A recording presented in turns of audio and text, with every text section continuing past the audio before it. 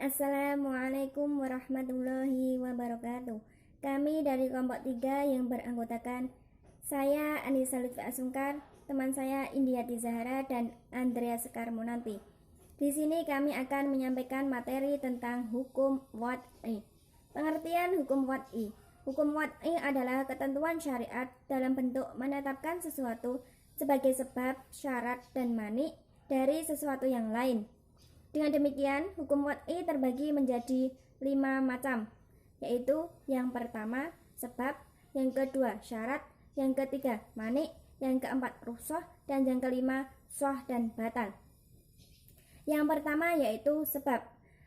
Menurut istilah usul fiqh yang dikemukakan oleh Abdul Karim Zaidan, sebab berarti sesuatu yang dijadikan oleh syariat sebagai tanda bagi adanya hukum, dan tidak adanya sebab sebagai tanda bagi tidak adanya hukum. Pembagian sebab ada 4 macam. Yang pertama, kadang-kadang sebab menjadi sebab pada hukum taklifi. Misalnya waktu yang menjadi sebab kewajiban mendirikan sholat terdapat dalam Al-Quran surat Al-Isra ayat 78 yang berarti dirikanlah sholat dari sesudah matahari tergelincir. Yang kedua, kadang-kadang sebab itu menjadi sebab untuk menetapkan kepemilikan, kehalalan, atau menghilangkan keduanya.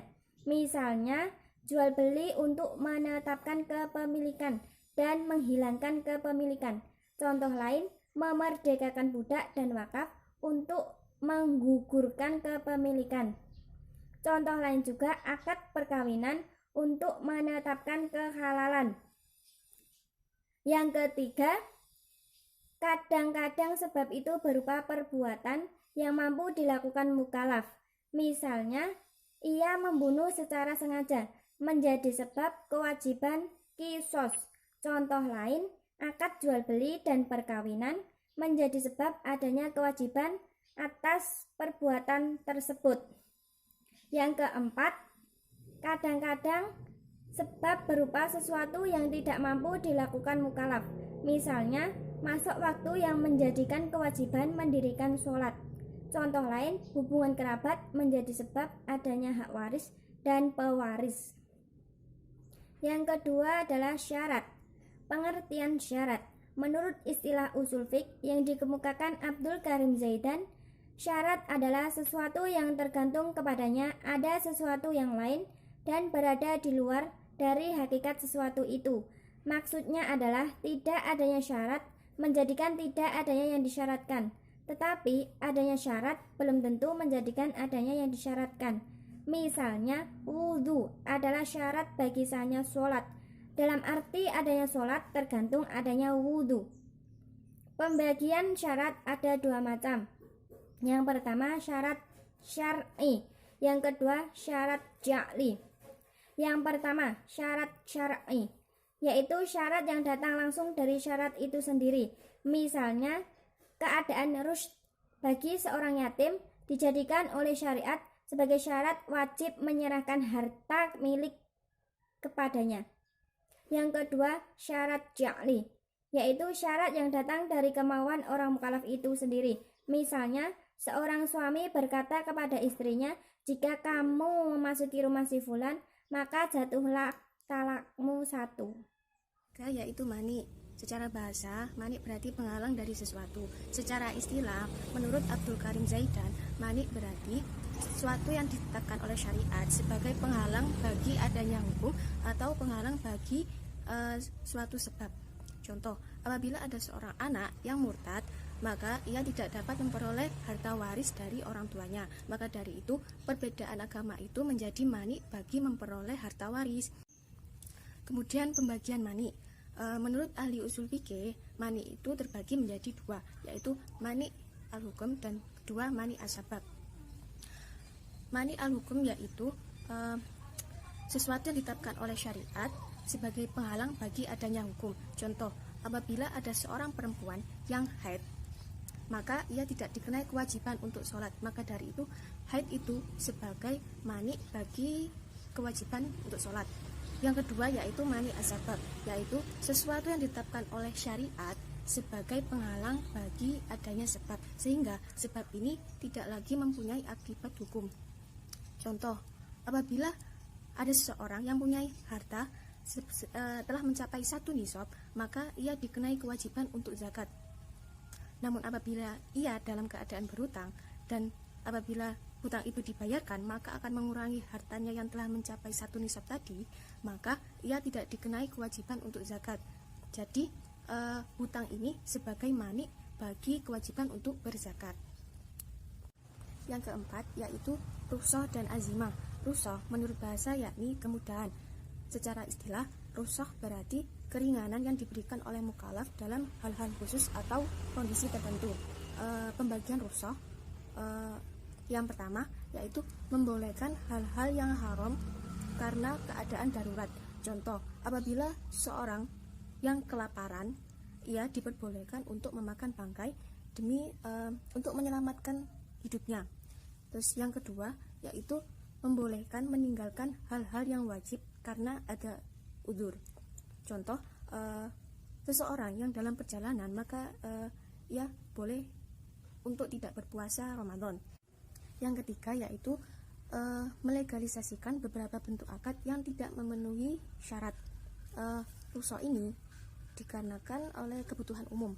Contoh, jual beli online atau jual beli salam, yang dimana ketika akad itu terjadi barangnya itu belum ada, tetapi harganya itu sudah dibayarkan. Yang keempat yaitu menghilangkan beban berat yang terdapat pada syariat terdahulu. Contoh, mencuci pakaian yang terkena najis sebagai rukhsah terhadap syariat sebelum Islam yang dahulu, yakni apabila pakaian terkena najis, maka bagian yang terkena najis tersebut wajib dipotong. Selanjutnya yaitu azimah. Secara bahasa, azimah berarti tekad yang kuat. Secara istilah, menurut ahli usul fikih, azimah berarti hukum-hukum yang ditetapkan oleh Allah Subhanahu wa Ta'ala kepada hambanya sejak semula, yang ia merupakan hukum yang berlaku, yang asli dan berlaku umum. Contoh, sholat subuh yang berjumlah 2 rakaat. Sah dan batal. Sah secara harfiah artinya lepas tanggung jawab atau gugur kewajiban dunia serta memperoleh pahala dan ganjaran di akhirat. Contohnya, sholat yang dilaksanakan sesuai dengan perintah syara termasuk sah, yang berarti sesuatu perbuatan yang dibebankan kepada mukallaf sudah ada rukun syarat dan harus disesuaikan dengan perintah Allah dan tidak dilanggar. Lalu batal adalah kebalikan dari sah, yaitu melepaskan tanggung jawab atau tidak menggugurkan kewajiban di dunia, dan di akhirat pun tidak memperoleh pahala. Setiap perbuatan yang kurang rukun dan syaratnya serta bertentangan dengan ketentuan syara dinamakan batal. Jadi dari kelima yang telah dijelaskan teman saya tadi, kesimpulannya, hukum wadi adalah hukum yang bertujuan menjadikan sesuatu adalah sebab untuk sesuatu atau syarat baginya atau penghalang terhadap sesuatu.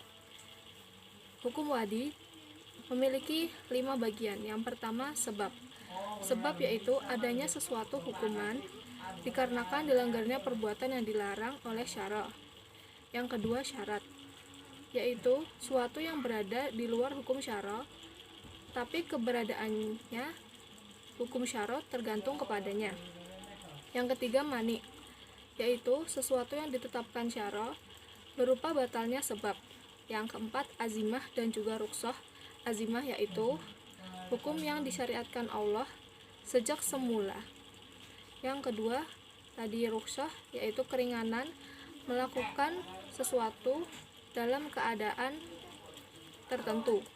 Dan yang terakhir, sah tadi, yaitu perbuatan yang dibebankan kepada mukallaf berupa sudah terdapatnya syarat dan juga rukun sehingga harus dilaksanakan. Dan batal yaitu perbuatan yang kurang rukun dan syaratnya sehingga dilepaskan tanggung jawabnya dan tidak menggugurkan kewajibannya di dunia. Sekian dari kami, kelompok 3. Wassalamualaikum warahmatullahi wabarakatuh.